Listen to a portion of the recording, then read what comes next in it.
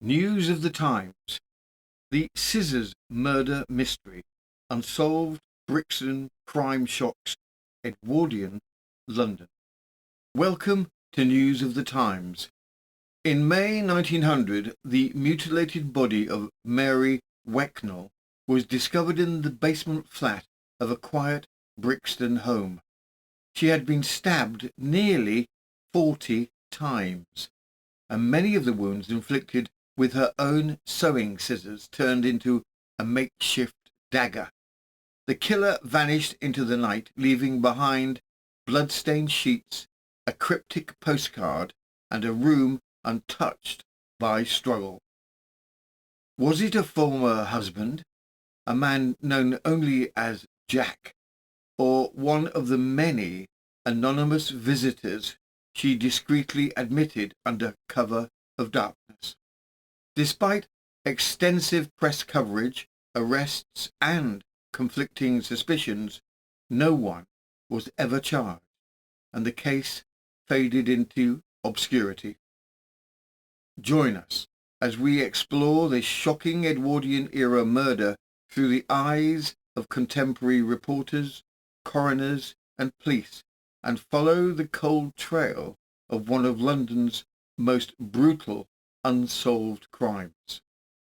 And in today's end of episode for the particular story, 3 hooligans, 1 unsuspecting victim who just happened to be a champion boxer.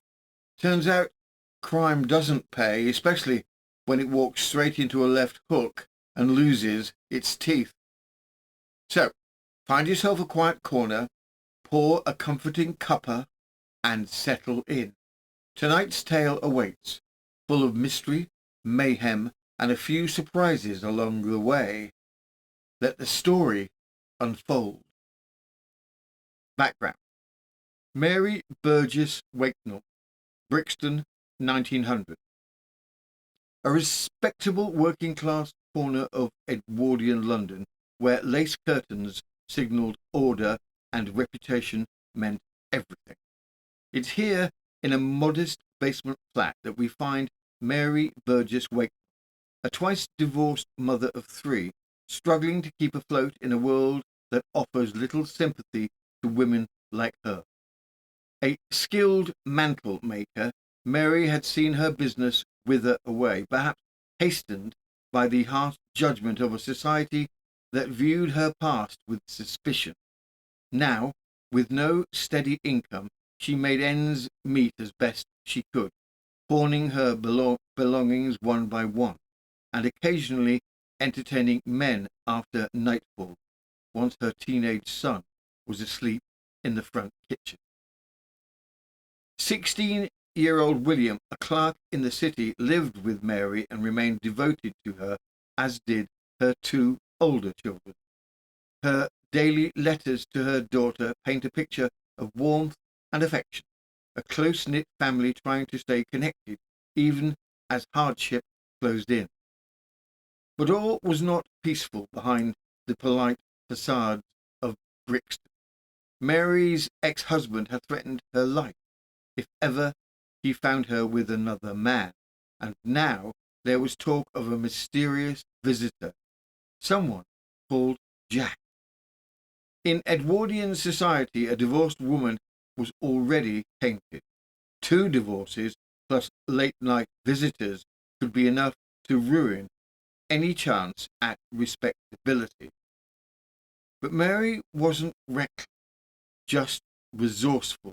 With few options and fewer protections, she did what she could to survive, until one day in May, when everything came crashing down.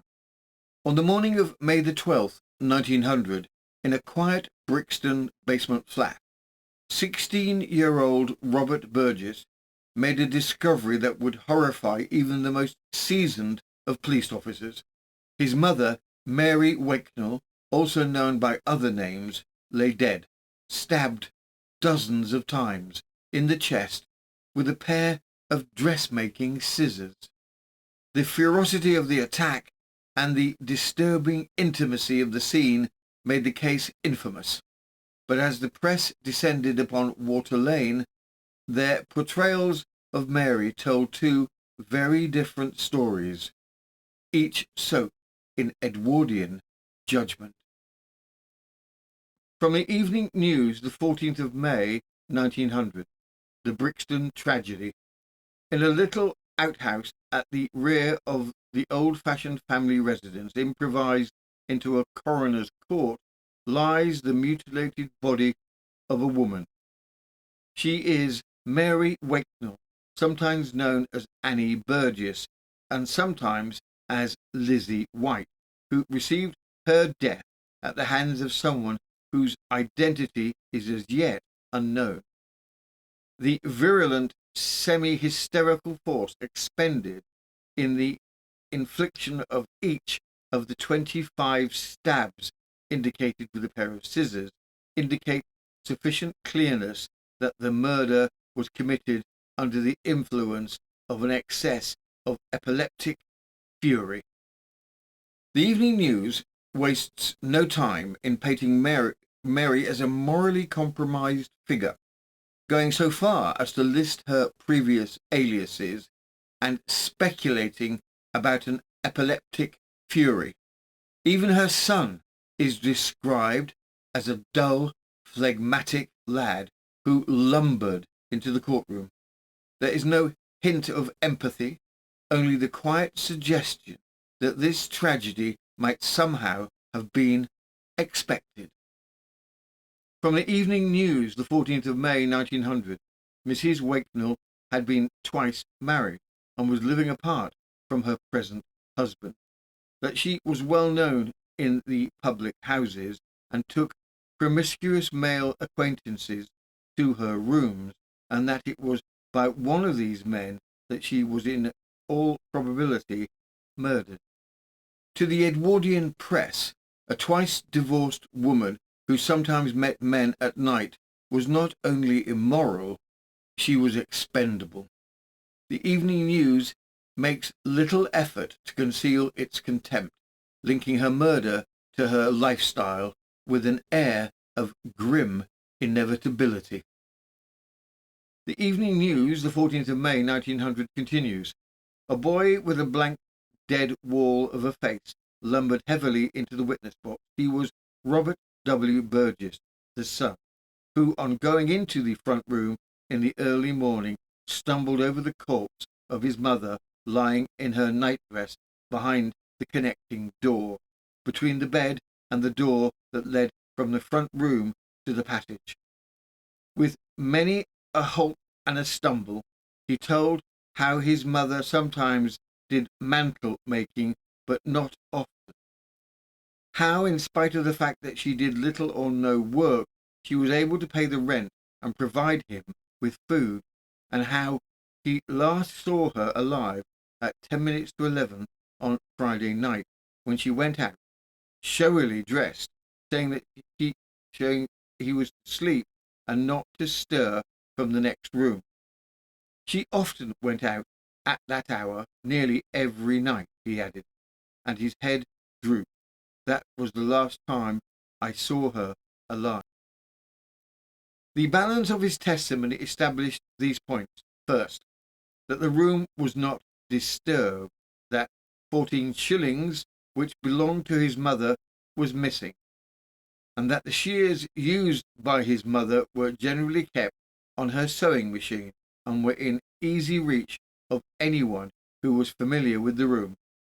At this juncture, a postcard received by the deceased woman and found in her room at the time of the discovery of her body was handed by the coroner to the witness. This card, which is more than likely to have an important bearing on the result of the investigation, told of rooms in Lime Street in Brixton and was signed "With you last night." The date on the postcard, Friday, made it clear that the writer had been in Mrs. Waknell's company 24 hours before the murder. The evidence given by Dr. Frederick Fielder completely disposed of any lingering theory of suicide. The wound in the heart, which was the fatal wound, he said, could not have been inflicted. The inquest returned the expected verdict.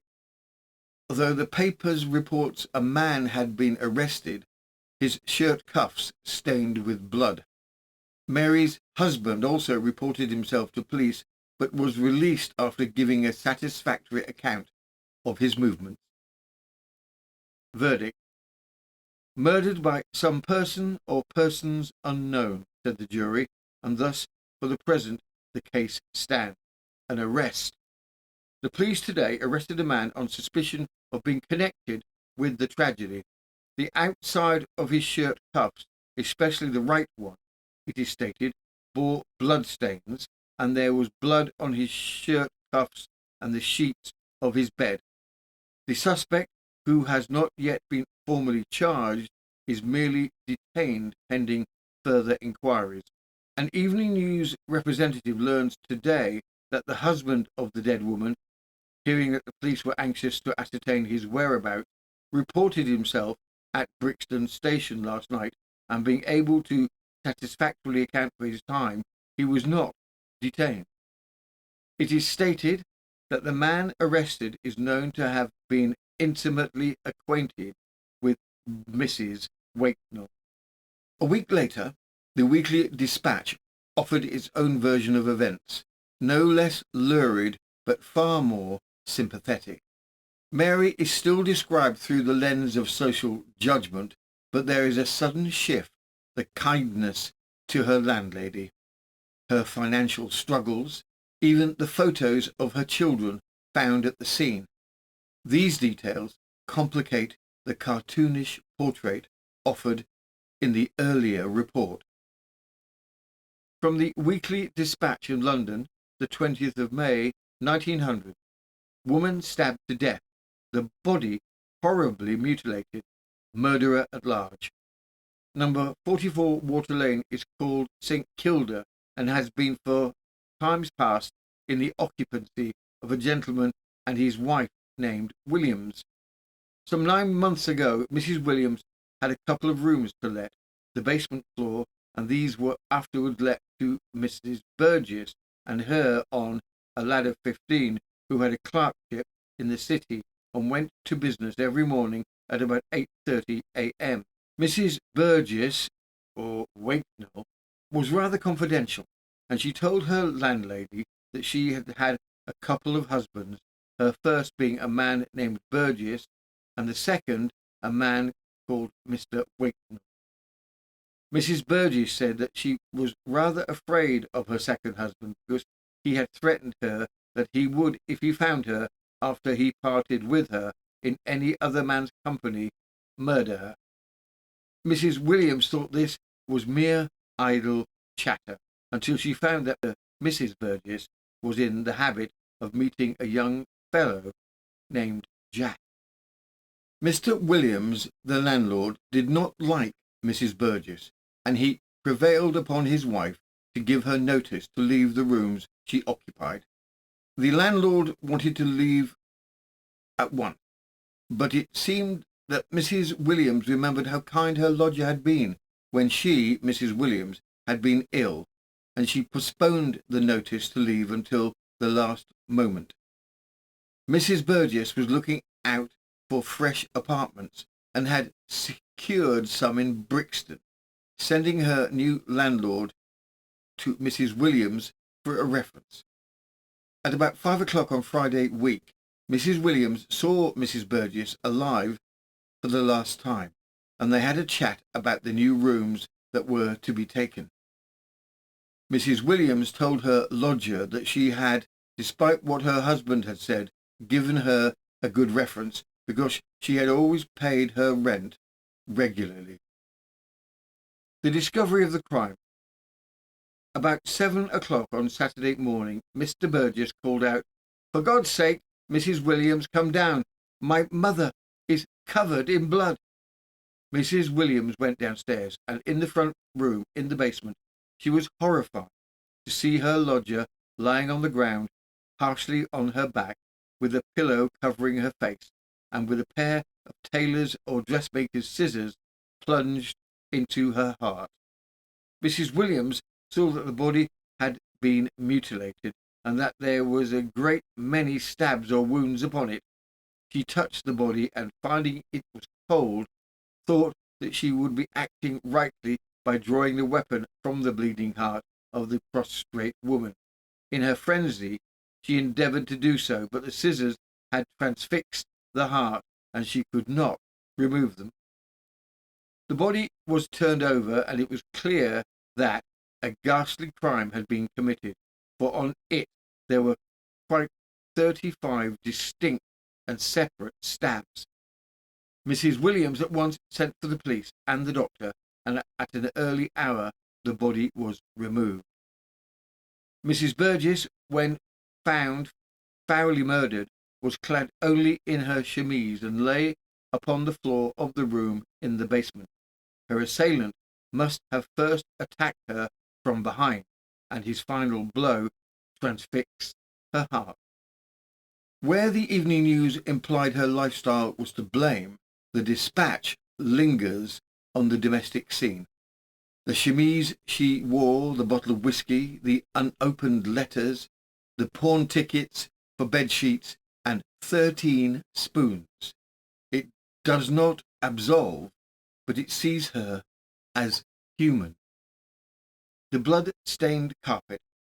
The carpet where she lay received her life's blood, and is stained to the extent of nearly a yard square. In the centre of the room, a few feet from the bed, was a large dark patch of blood, while on the table stood a bottle of whisky and some letters, and the receipt of a deposit paid by the deceased. Mrs. Burgess seemed to have been in poor circumstances, from a number of pawn tickets in the room for sums ranging from 15 shillings to £1, the majority being very small sums. She even pawned sheets, bedgowns, blankets, etc., and one ticket is for 13 spoons, 2 shillings. That murder most foul had been committed is beyond all doubt, and the murderer, most savage in his violence, has mutilated his victim until there is hardly a square foot of her body that does not bear evidence of his murderous purpose. It seems the work of a man bereft of reason, a human fiend, actuated by that horrible brutality and lust for blood that only comes to those incapable of realizing what mutilation means. At an early hour the body of Mrs. Burgess was removed in a coffin, and in order that actual demonstration should be given of the crime committed, the scissors plunged into her heart still remain. In the days following Mary Waknell's murder, both the Lloyd's Weekly newspaper and the Westminster Gazette reported growing speculation, but no resolution. According to Lloyd's, Mary had confided to someone just before her death that she feared a man who had made serious threats against her. This statement was confirmed in a remarkable manner, yet was deemed inadmissible at the inquest. Scotland Yard considered the individual named, but the evidence was not enough to justify an arrest. Meanwhile, the Westminster Gazette described the case as one of the most atrocious and determined of crimes, with over 40 wounds attesting to the killer's rage.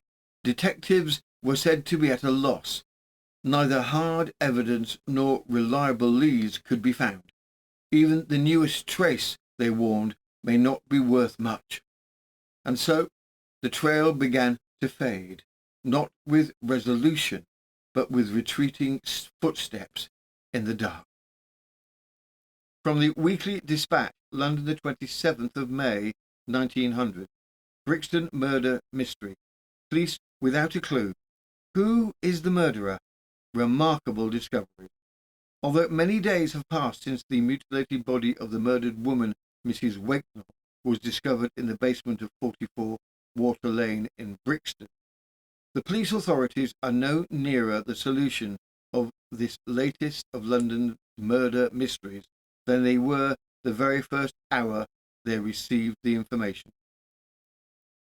a highly respectable neighbourhood.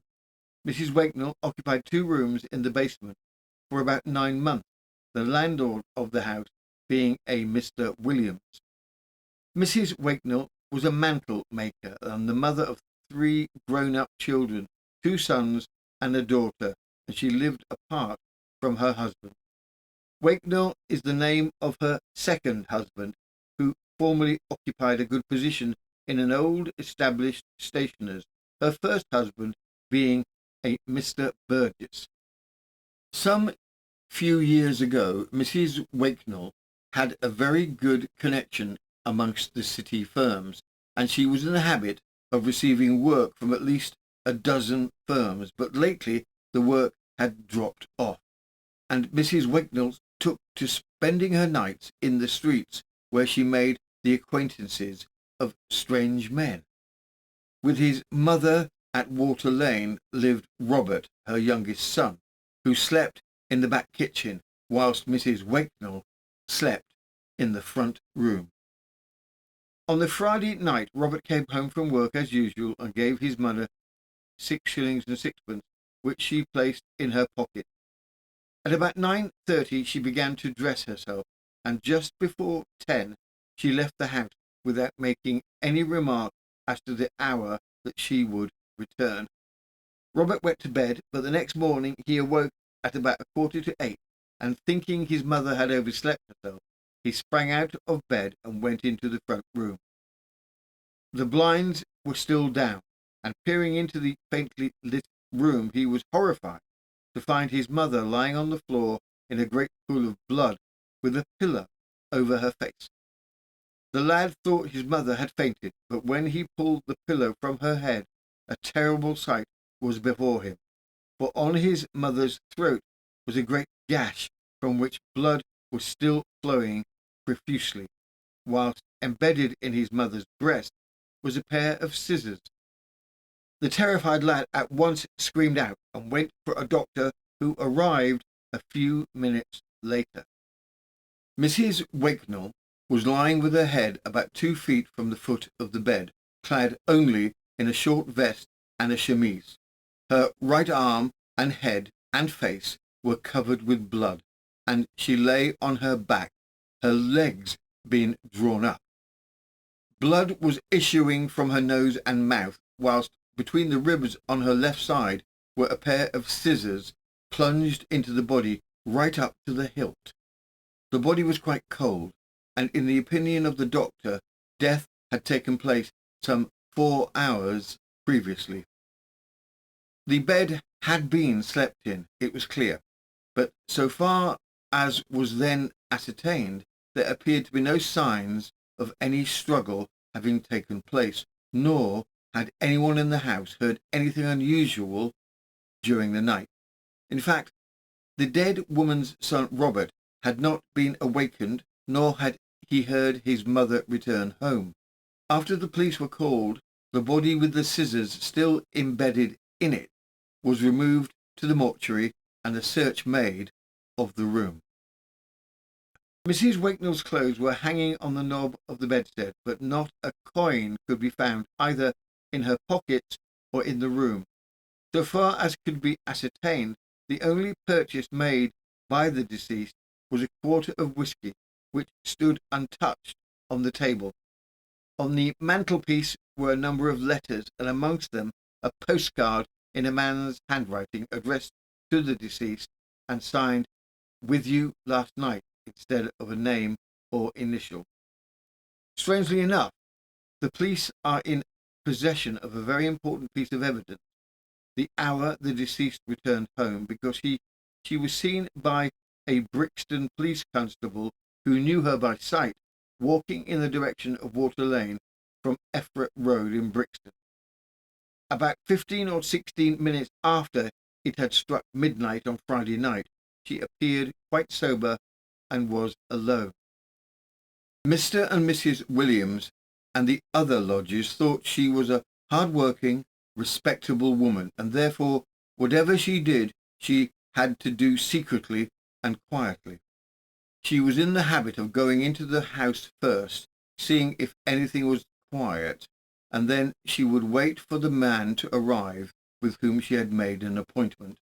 She had many male acquaintances, and she was in the habit of writing down on small pieces of paper her name and address.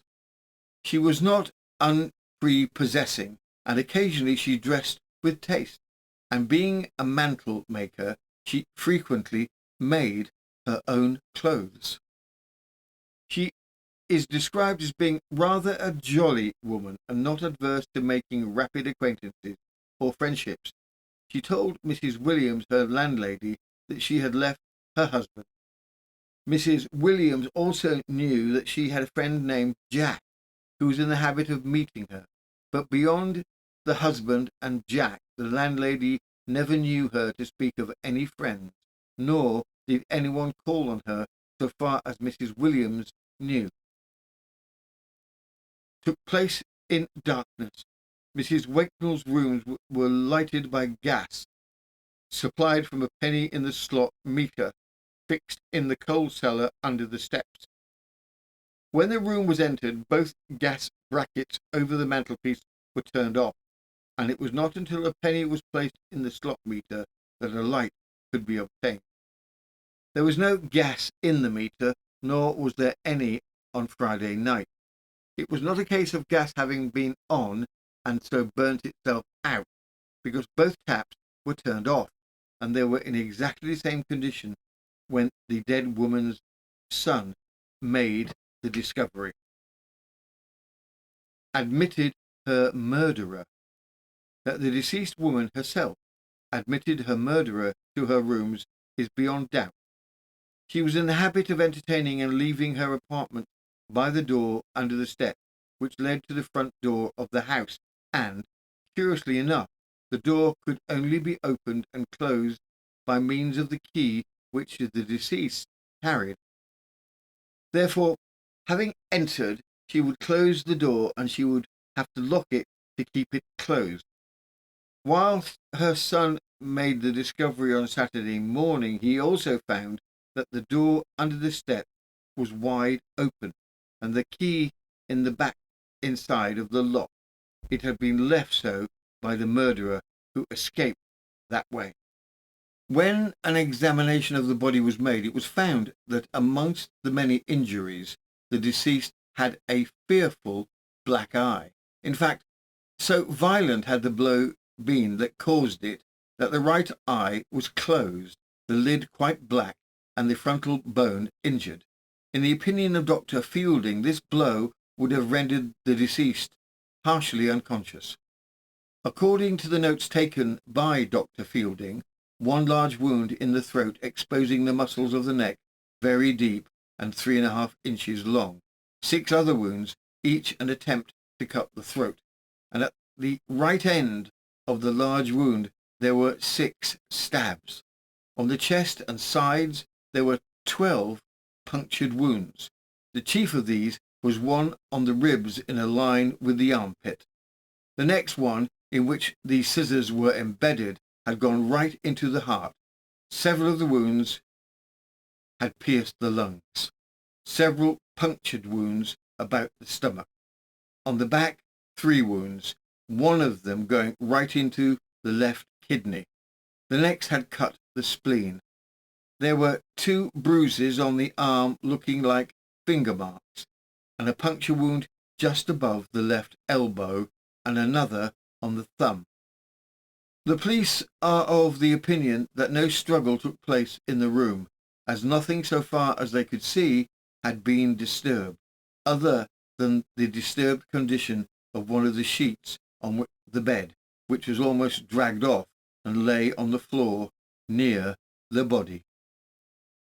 It is clear from this that the deceased woman was pulled off the bed, and after she had received the blow in the eye, because the blow caused the nose to bleed, and there was a small patch of blood on the pillow that lay on the bed.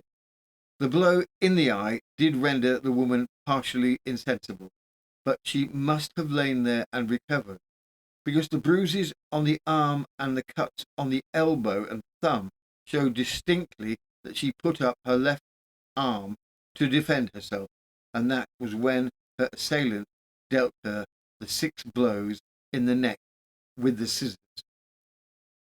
When she was found, she was lying with her head towards the bookcase, with her feet to the top of the bed, and as she was dragged from the bed, she must have been clutching at the sheet and dragged it with her. The whole of the stabs, nearly 40 in number, were through the chemise, except those in the neck.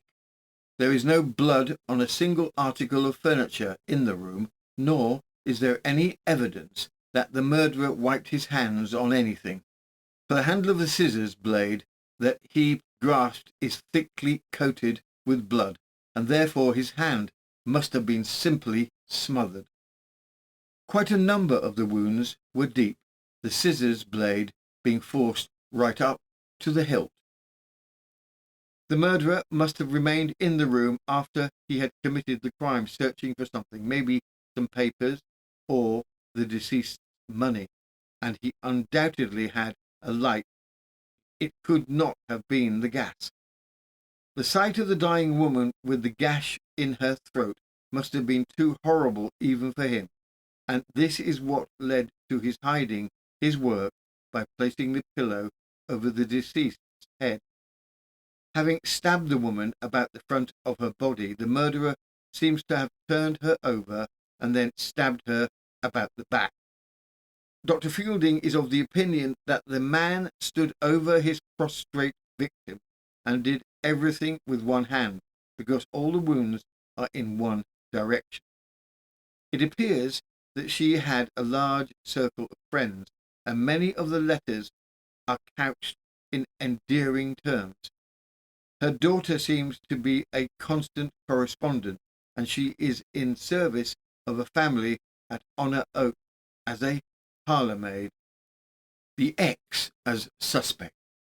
Of course, the police began by suspecting, but they were saved a lot of trouble because on Sunday night, Mr. Waknell, the deceased husband, who did not know where she was living, as a matter of fact, walked into Brixton station and gave the officers a most minute account of the whole of his movements on Friday night.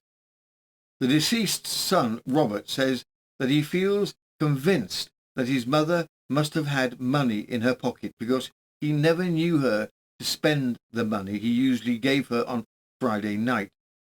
She kept it as a rule until Saturday afternoon, when she did her marketing for the week. Mrs. Waknell, it appears, was at one time possessed of some means, having been left a legacy by a relative, but she seems to have squandered it away. The room she occupied is very well furnished, and the furniture belonged to the deceased woman. The sewing machine, which is near the window, see plan, shows that it has some wear, and round the walls are portraits of herself and her children. The room and the bedding is very clean, and the bookcase contains the works of Scott, Dickens, Ouida, and Bronte. She was very fond of the photos of her friends, and was possessed with several albums crammed full of photographs. She does not appear to have been particularly well off lately, because the 20 and more pawnbrokers' duplicates found in the room show that she had been pledging wearing apparel, books, jewellery, and for some 18 months, while some of the tickets are for even so small a sum as a shilling. The detective officers in charge of the case and Inspector O'Sullivan are shrewd, careful, and painstaking men, and if they fail to prevent this latest of London's tragedies being added to the already long list of undiscovered crimes, it will not be for the want of energy, for they are leaving no stone unturned to solve the mystery. Despite early suspicions and a flurry of press coverage, the trail soon ran cold. No arrests were ever made. The case faded from the headlines, quietly becoming one of many unsolved murders filed away by Scotland Yard. But not everyone accepted that silence. The Pall Mall Gazette, writing less than 2 weeks after the killing took pointed issue with what he saw as a dismissive attitude, both from the press and the police. In their view, the case was being quietly buried, perhaps not just due to lack of evidence, but because of who the victim was. A twice divorced woman of limited means, already judged by society long before her death. From the Pall Mall Gazette, the 25th of May 1900, the lesson of the Brixton tragedy. Are our police competent? A woman named Waknell was murdered in a fiendishly cruel manner in her sleeping apartment, a front basement room of a house in Water Lane, Brixton, on the morning of May the 13th. The way in which the newspapers and their space absorbed by news of the war have recorded the occurrence in a paragraph and then dismissed it from mind proves food for reflection. The fact of the murderer not having been discovered lends sufficient importance to the case to justify its being singled out from amongst sensations swamped by war and the lesson it teaches in social economy to be studied. The Brixton murder is one of a long list of recent murder mysteries docketed as unfathomed and pigeonholed for future reference. And so, the murder of Mary Waknell fades into the fog of Edwardian London, a woman twice divorced, quietly struggling, brutally silenced. Her killer was never found. The case remains unsolved, a cold case in a drawer somewhere, long forgotten by the law, but not perhaps by the walls of 44 Water Lane. Further particular, in an unsuspected twist on the usual Victorian misdeeds, today's hooligans picked the wrong target and swiftly found themselves introduced to the business end of a well-practiced right hook. Let's just say the constable on duty arrived to find the criminal bleeding, the boxer bewildered, and the streets of Fleet Street momentarily improved. From the Illustrated Police News, the 11th of October 1902, hooligans make a mistake and get well thrashed.